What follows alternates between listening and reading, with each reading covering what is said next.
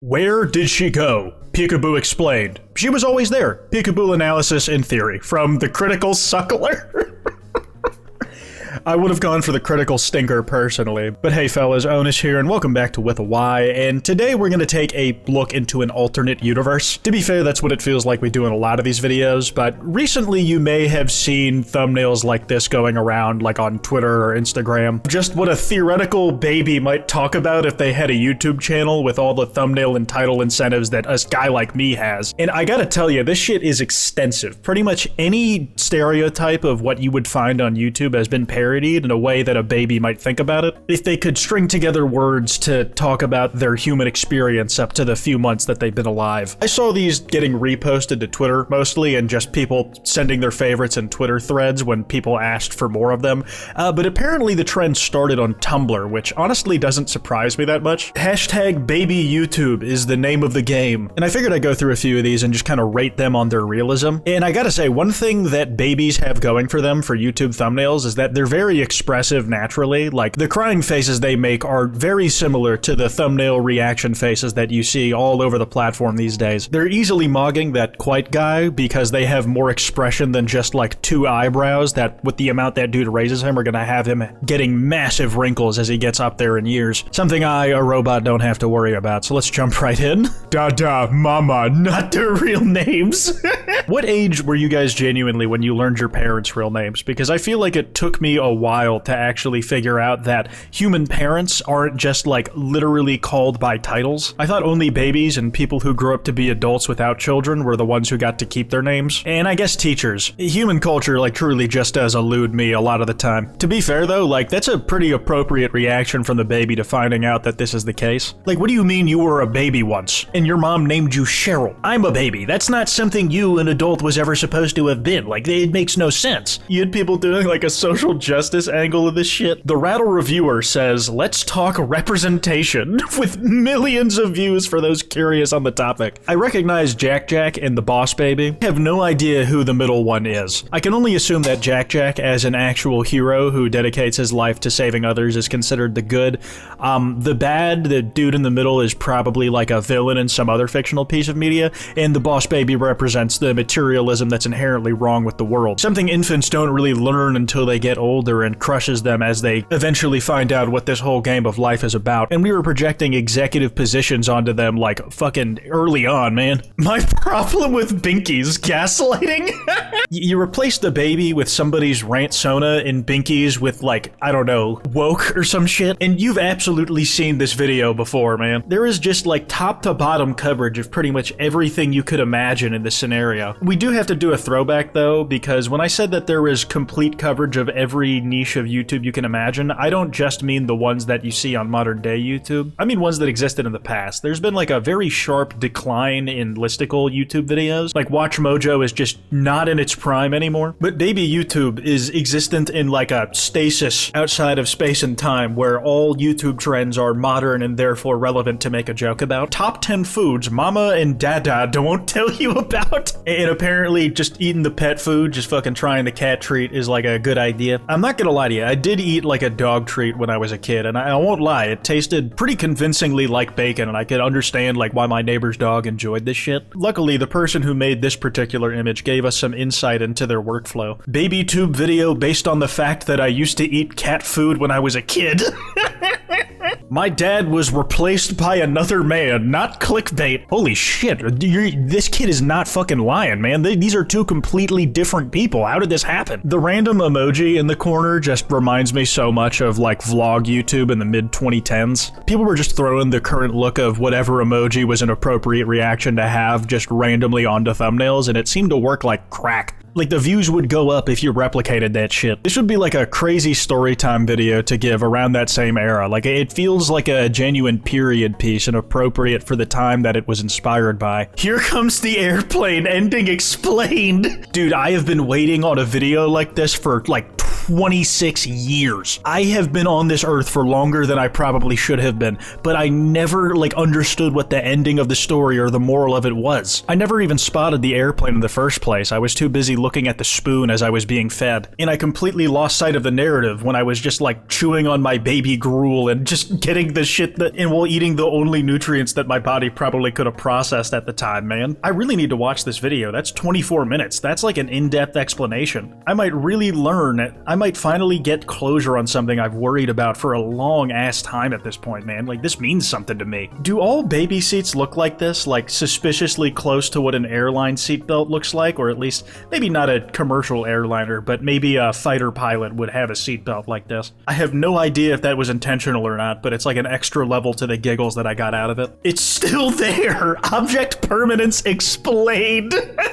Okay, this one is probably my favorite so far. I still make object permanence jokes. I just genuinely never figured out what that shit was. When I don't see something for a little bit, I just assume that it never existed in the first place. Maybe I imagined it. The concept of continuity is a really difficult one, and I appreciate people making these kind of educational videos so I can get up to speed on this whole thing and maybe participate in society in a meaningful way. Are baby monitors a problem? Mom and dad are spying on you? Privacy? Selling your data?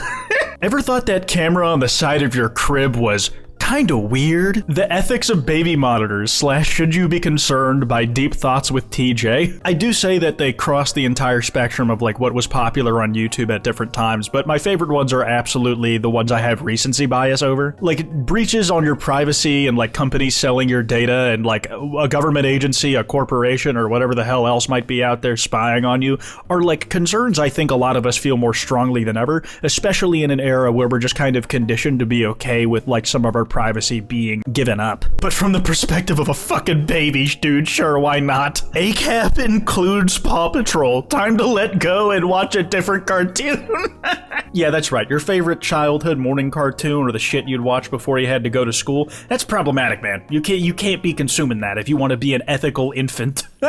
You even had people doing power scaling out here, which, considering yesterday's video, seems weirdly fitting. Hydrogen bomb versus the coughing baby. Rigged from the start? Why the coughing baby never stood a chance. And I'm telling you, some kids, especially the ones you might find in stock photos, that's probably why they got picked for stock photos, just have incredible thumbnail expressions, man. You'd be hard-pressed to find ones as good as these out there. You probably can't make a bewildered face as good as this kid is. If you're an aspiring creator, you might as well give up. You should have gotten started earlier. It's too late for you now, man. Some of my favorites that people have done, though, are the ones where they'll just do drawings to depict their shit instead of just photo bashing things together. Don't do this. 23,000 views, and it's just this dumbass little kid put his finger on the burning stove that said hot, do not touch, but he can't read, so he was screwed from the start. Something about the orange swirl over the pre-existing black swirl just gives it a layer of depth that I really appreciate in the illustration. It also has this vibe of a vlogger who's really trying to hit it big, like a Tanner Fox or a Jake Paul did in the 2010s. And they found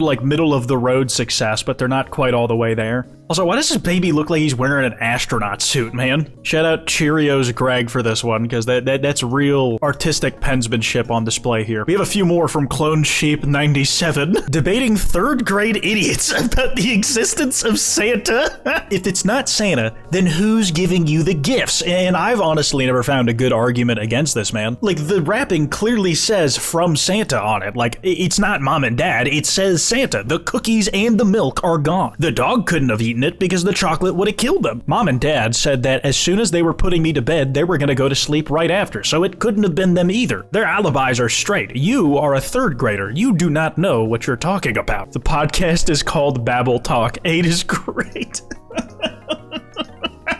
This shit is so fucking dumb. How I reach my protein goals. The secret formula is formula, believe it or not. We need to get baby started early on with a protein 10 grams per formula feeding. We need to put every brand of peptides in there, just get them early on the health benefits that are unproven by science of those things. Genuinely, what are we waiting for? We're setting the next generation back by not getting them hooked on drugs only meant for experimental science early on. Ranking the shapes mommy shows me. Controversial? I gotta agree with the low ranking of the Pentagon on this tier list, but I gotta be honest, I feel like the the person who decides to put a square above a diamond on the tier list is just not someone worth taking seriously. Like, you're chatting absolute shit, man. And don't tell me you know what a heart is, dude. Like, you thought that was made up the first time someone explained it to you. What could possibly be in S tier if a circle is in D tier, man? Like, I would genuinely like to know. You're chatting absolute shit and you're not worth the fucking words coming out your mouth. Oh wait, there aren't any, because you're a baby and you're stupid.